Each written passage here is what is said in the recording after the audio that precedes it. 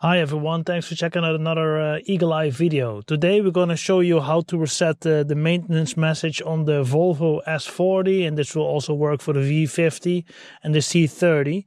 I just had my car went to a maintenance, but they forgot to erase the message that tells me that I'm due for regular service.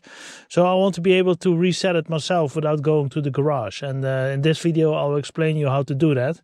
So as soon as I put the key here in the key fob and I set it to power, it will tell us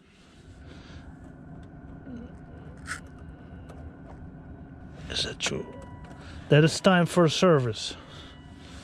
All right, and how can we reset this? So we need to press the trip button, and the trip button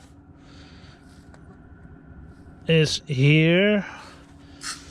So hold the trip reset button and turn on the ignition.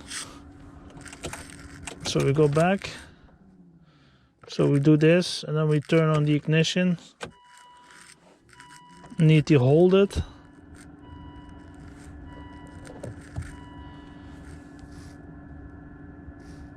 and then it starts blinking, and release the button, then turn off the ignition, and then we need to turn on the ignition again to see if the service message is gone. And I can see the service message is gone, so it's really basic. Again, a quick recap for the guys who didn't capture it, because I can't replay this again, because when it's gone, it's gone. Basically, you have two buttons here on the steering wheel. I will just go in here and I click this one, which is the trip reset button, and I hold it down and I keep on pressing it. Then I turn on the ignition, and then all of a sudden the message starts blinking, and then the service message is also gone. And now when I turn back to the ignition again, then the error or the service message is disappeared.